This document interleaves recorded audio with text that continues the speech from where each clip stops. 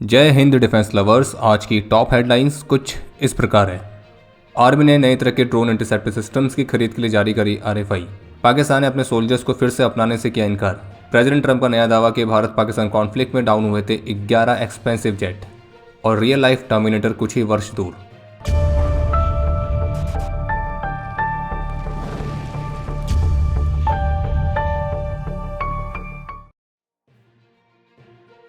भारतीय रक्षा मंत्रालय ने भारतीय सेना के लिए ड्रोन इंटरसेप्शन सिस्टम्स की खरीद के लिए आरएफआई जारी करी है।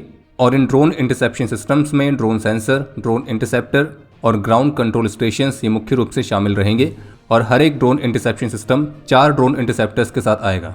जो ड्रोन सेंसर है वो कम से कम इलेक्ट्रॉनिकली स्कैन एरे टेक्नोलॉजी या उससे भी बेटर टेक्नोलॉजी पर आधारित होना चाहिए, जो कि एयर स्पेस में ड्रोन की घुसपैठ को बड़ी संख्या में स्कैन करने में सक्षम हो। और इसमें एक बार में कम से कम 20 ड्रोन्स को डिटेक्ट और ट्रैक करने की कैपेबिलिटी होनी चाहिए, और वो भी 360 डिग्री की कवरेज के साथ। और जो 0.001 स्क्वायर मीटर के आरसीएस वाले ड्रोन्स हैं तो उनको डिटेक्ट करने के लिए जो रेंज है वो 4 किलोमीटर से ज़्यादा होनी चाहिए। वहीं जो 0.05 स्क्वायर मीटर के आरसीएस वाले ड्रोन्स हैं तो उनको डिटेक्ट करने की रेंज 10 किलोमीटर से ज़्यादा होनी चाहिए। और ड्रोन्स को न्यूट्रलाइज करने के लिए जो ड्रोन इंटरसेप्टर इनके साथ रहेगा तो वो एक फुली ऑटोनॉमस सिस्टम होगा। और दुश्मन ड्रोन्स को न्यूट्रलाइज करने के लिए काइनेटिक एनर्जी या फिर हाई एक्सप्लोजिव्स का इस्तेमाल करेगा, यानी कि इसमें हार्ड किल कैपेबिलिटीज रहेंगी।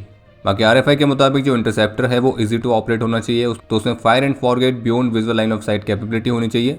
और साथ ही वो इंडिविजुअली ऑपरेट करने के साथ साथ जो मौजूदा अन्य ड्रोन इंटरसेप्टर सिस्टम्स हैं तो उनके हिस्से के तौर पर भी काम करने में सक्षम होना चाहिए। और आर्मी को जिस तरह के ड्रोन इंटरसेप्शन सिस्टम्स की रिक्वायरमेंट है तो वो आर्मी के in service air defence weapon systems और other counter unmanned aerial weapon systems तो उनके साथ भी काम करने लायक होना चाहिए। और इस सिस्टम को हर एक तरह के टेरेन में डिप्लॉय किया जाएगा। बाकी इस सिस्टम को आर्मी अपने एयर डिफेंस नेटवर्क में इंटीग्रेट करेगी ताकि छोटे साइज के ड्रोन्स को क्लोज रेंजेस पर भी आसानी से डिटेक्ट करके न्यूट्रलाइज किया जा सके। आप सब इस बात से तो अवगत होंगे ही कि जो बलूच लिबरेशन आर्मी है BLA, तो वो पाकिस्तानी मिलिट्री, पाकिस्तानी पुलिस तो उनके ट्रूप्स के साथ PKMK भी करते रहती है। तो हुआ यह कि अभी हाल ही में BLA ने एक वीडियो रिलीज करी है, और वो वीडियो है पाकिस्तानी सिक्योरिटी फोर्सेस के उन ट्रूप्स की जिनको BLA ने कैप्चर किया है।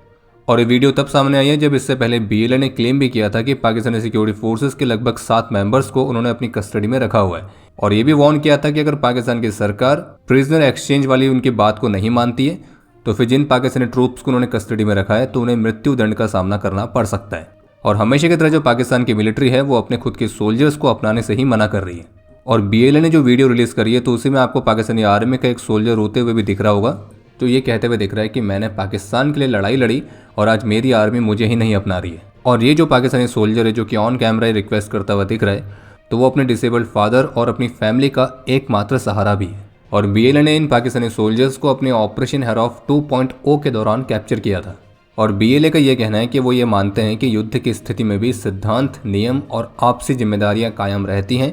और अब ये निर्णय कब्जा करने वाली पाकिस्तानी स्टेट पर निर्भर करता है कि वो अपने कर्मियों के जीवन की रक्षा के लिए एक गंभीर कदम उठाए या हमेशा की तरह चुप्पी अपनाकर अपने किराए के कर्मियों की मौत को प्राथमिकता दे। खैर, पाकिस्तान की गवर्नमेंट और पाकिस्तान की मिलिट्री का ये बहुत पुराना इतिहास रहा है कि वो अपने ही सोल्जर्स को कभी भी नहीं अपनाते, और ये हम कारगिल वॉर में भी देख चुके हैं। ग्रीस मीडिया के मुताबिक ग्रीस भारत से अपने एजेंडा 2030 फ्रेमवर्क के अंडर आकाश, ब्रह्मोस और बराक 8 जैसे सिस्टम्स को खरीदना चाह रहा है, क्योंकि उनके मुताबिक भारत के जो मिसाइल सिस्टम्स हैं वो ग्रीस के डेटरेंस प्लान के लिए बहुत अच्छी तरह से फिट होते हैं। जैसे कि जो आकाश एयर डिफेंस है वो एक वाइड एरिया कवरेज प्रदान करेगा, बराक 8 नेवल ऑपरेशंस के लिए काफ़ी ज़्यादा सुटेबल है, और ब्रह्मोस एक लॉन्ग रेंज की प्रिसिशन स्ट्राइक की कैपेबिलिटी प्रदान करती है। और भारत के सारे ही वेपन सिस्टम्स बैटल प्रूवन भी हैं। बाकी इसके अलावा एक और अपडेट है कि 50 शेड्स ऑफ प्रेसिडेंट ट्रंप का नया एपिसोड आ चुका है। और एक बार फिर से प्रेसिडेंट ट्रंप ने भारत और पाकिस्तान के कॉन्फ्लिक्ट को रुकवाने का दावा किया, लेकिन इस बार उनके दावे में जो फाइटर जेट्स के शॉट डाउन होने वाला आंकड़ा है तो वो अब 11 तक पहुंच चुका है। और उनका कहना था कि इस कॉन्फ्लिक्ट में 11 बहुत ही एक्सपेंसिव जेट्स शॉट डाउन हुए थे। फिर उन्होंने दोनों देशों के लीडर्स के साथ बात करी, उनको टैरिफ लगाने की धमकी दी, और फिर उसके बाद जाकर वे इस कॉन्फ्लिक्ट को समाप्त करने के लिए सहमत हुए। यानी कि वही पुरानी सारी स्टेटमेंट्स हैं, बस नया क्या है कि पहले जो फाइटर जेट्स के शॉट डाउन होने का आंकड़ा 4 था, फिर वो 6 हुआ, फिर 7, 8, अब 11 तक पहुंच चुका है। और लगता है जब तक प्रेसिडेंट ट्रंप पावर में रहेंगे तो तब तक तो शायद वे फाइटर्स के 2-3 स्क्वाड्रंस के शॉट डाउन होने की बात तो कर ही देंगे। बाकी अगर आप यहाँ तक वीडियो देख चुके हैं तो वीडियो को लाइक जरूर करें, और अगर आपको मिलिट्री इंस्पायर्ड मर्चेंडाइज में दिलचस्पी है तो उसके लिए squadron.in साइट को विजिट आप कर सकते हैं। और स्पेशल डिस्काउंट के लिए कूपन कोड इस्तेमाल करें PKMKB। India AI impact summit 2026 में भारत और अमेरिका ने पैक्स सिलिका डिक्लेरेशन को साइन किया है। जानकारी के लिए आपको बता दें कि जो पैक्स सिलिका है तो वो US के नेतृत्व में बनाया गया एक ग्लोबल अलायंस है जिसमें Japan, UK, Israel, south Korea इस तरह की सभी कंट्रीज शामिल हैं। और इसका मेन ऑब्जेक्टिव है chips, AI systems, critical minerals, तो इस तरह की क्रिटिकल टेक्नोलॉजीज के लिए सिक्योर और एक ट्रस्टेड इकोसिस्टम को बिल्ड करना, ताकि जो हॉस्टाइल और अनरिलायबल कंट्रीज हैं तो उनके ऊपर से निर्भरता कम हो सके। या अगर दूसरे शब्दों में कहें तो AI, चिप मैन्युफैक्चरिंग और सप्लाई चेन्स, इस पर अभी चीन का डोमिनेंस जो सबसे ज़्यादा है, तो उसी को काउंटर करने के लिए ये इनिशिएटिव शुरू किया गया है। और अब अमेरिका के साथ इस एग्रीमेंट को साइन करके भारत भी इस अलायंस का हिस्सा बन चुका है। और चूंकि इस बात में कोई संदेह नहीं है कि भविष्य के जो वॉरफेयर होंगे तो वो आर्टिफिशियल इंटेलिजेंस पर काफ़ी ज़्यादा निर्भर होंगे, और इसी वजह से इस अलायंस में शामिल होना मिलिट्री सिक्योरिटी के लिए भारत को उसके एडवांस्ड AI टेक्नोलॉजीज की ज़रूरतों को पूरा करने में मदद करेगा। और इसके साथ साथ भारत को एक सिक्योर चिप सप्लाई और टेक्नोलॉजी भी मिलेगी, जिससे चीन के ऊपर से निर्भरता कम हो सकेगी। और इन चिप्स के बिना जो मॉडर्न वेपन्स हैं वो बिल्कुल ही फंक्शन नहीं कर सकते, तो इसकी महत्वता को आप इसी बात से समझ सकते हैं। तो ये सिर्फ एक टेक्नोलॉजी एग्रीमेंट नहीं है, बल्कि एक तरह का स्ट्रेटेजिक डिफेंस अलायंस भी है। बाकी आपको बता दें कि इसी समिट के दौरान आर्टिफिशियल इंटेलिजेंस को लेकर OpenAI के चीफ एग्जीक्यूटिव सैम ऑल्टमैन ने भी एक महत्वपूर्ण स्टेटमेंट दी, जिस पर उनके मानना है कि वर्तमान समय में जिस तरह से प्रगति चल रही है तो उसको देखते हुए जो एक ट्रू सुपर इंटेलिजेंस के अर्ली वर्जन्स हैं तो वो अब कुछ ही वर्ष दूर हैं। और उनके मुताबिक जो आर्टिफिशियल इंटेलिजेंस है तो उसके बाद जल्द ही इंसानों से ज़्यादा इंटेलेक्चुअल कैपेसिटी होगी, और इसी वजह से दुनिया को IAEA जैसे ग्लोबल रेगुलेटर की भी ज़रूरत है ताकि AI को हम सेफली कंट्रोल कर सकें। और उन्होंने इस बात को लेकर भी वार्न किया है कि अगर AI पावर को किसी एक देश में या किसी एक कंपनी में ही कॉन्सेंट्रेट किया जाता है तो ये काफ़ी खतरनाक हो सकता है। और सुपर इंटेलिजेंस का मतलब होता है कि आर्टिफिशियल इंटेलिजेंस यानी कि AI की वो स्टेज जहाँ पे वो हर एक क्षेत्र में सबसे स्मार्टेस्ट ह्यूमन से भी ज़्यादा स्मार्ट बन जाता है। इंसानों के बराबर नहीं बल्कि इंसानों से भी ज़्यादा सुपीरियर।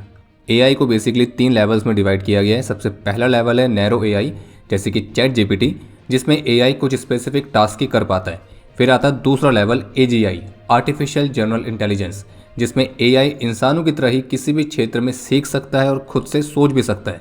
और ये वाली स्टेज अंडर डेवलपमेंट है। और फिर इसके बाद आती है तीसरी स्टेज सुपर इंटेलिजेंस, जो कि सबसे ज़्यादा पावरफुल है और जिसमें AI इंसानों से ज़्यादा स्मार्ट बन जाता है। और ऑल्टमैन के मुताबिक ये जो तीसरा लेवल है ये कुछ ही वर्ष दूर है। और अगर किसी ने टर्मिनेटर मूवी देखी है तो वो इस सुपर इंटेलिजेंस को बहुत अच्छी तरह से समझ सकते हैं। और जबकि इसी समिट के साइडलाइंस NDTV के senior executive editor mister Aditya Raj Kaul के साथ भी बात करते हुए नॉर्वे के मिनिस्टर का भी AI को लेकर यही कहना है कि जो AI है वो एक चाकू की तरह है, जिसे आप ब्रेड पर बटर लगाने के लिए भी इस्तेमाल कर सकते हैं और किसी की जान लेने के लिए भी। यानी कि इस बात पर निर्भर करता है कि आप इसको कैसे इस्तेमाल कर रहे हैं। पाकिस्तान के प्रोपेगेंडा अकाउंट के माध्यम से सोशल मीडिया पर 2 पुरानी वीडियोस को शेयर किया जा रहा है और उन वीडियोस के माध्यम से वो फर्जी क्लेम कर रहे हैं कि कश्मीर के सो कॉल्ड फ्रीडम फाइटर्स ने राजौरी में भारतीय सेना के कैंप पर हमला किया है। तो आपको स्पष्ट कर दें कि जो वीडियोस दिखाई जा रही है वो पुरानी है और इस तरह का कोई भी इंसिडेंट नहीं हुआ है। और दूसरी बात यह कि भारतीय सेना के कैंप्स पर, वहाँ के सिविलियंस पर जो हमला करते हैं वो कोई फ्रीडम फाइटर्स नहीं है बल्कि पाकिस्तान द्वारा स्पॉन्सर्ड आतंकी हैं, जिन्हें आप सुअर भी कह सकते हैं। इसके अलावा एक मणिपुर पोस्ट नाम का हैंडल है जो एक फेक न्यूज़ फैला रहा है कि मणिपुर के भी सो कॉल्ड फ्रीडम फाइटर्स ने भारतीय वायुसेना के हेलीकॉप्टर को कैप्चर किया है। तो स्पष्ट कर दें कि ये क्लेम भी पूरी तरह से फर्जी है और इस तरह का कोई भी इंसिडेंट नहीं हुआ है। बाकी इसके अलावा आज तक के साथ एक खास इंटरव्यू में DRDO चीफ की तरफ से कंफर्म किया गया है कि ब्रह्मोस मिसाइल की मारक क्षमता को काफ़ी महत्वपूर्ण तरीके से बढ़ाए जाने पर काम चल रहा है। बाकी अब समय है आज के इतिहास का। आज के दिन 2006 में सियाचिन में पेट्रोलिंग के दौरान आए एवलांच में नायक शिवानंदा ने अपना सर्वोच्च बलिदान दिया। आज के दिन 1975 में 14 असम राइफल्स के नायब सूबेदार राम प्रसाद बडोनी, 2002 में 7 असम राइफल्स के कैप्टन समीर भान, राइफलमैन अरुण कुमार राणा और राइफलमैन विष्णु प्रसाद ने अपना सर्वोच्च बलिदान दिया। और आपके लिए आज का प्रश्न है कि वर्तमान समय में ब्रह्मोस मिसाइल की जो मारक क्षमता है वो कितनी है। और अब समय है आज के टॉप 3 कमेंट्स का, जो ये रहे आपकी स्क्रीन पर।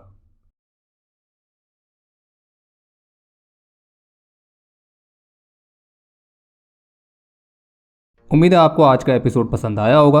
पसंद आया तो वीडियो को लाइक करना ना भूलें।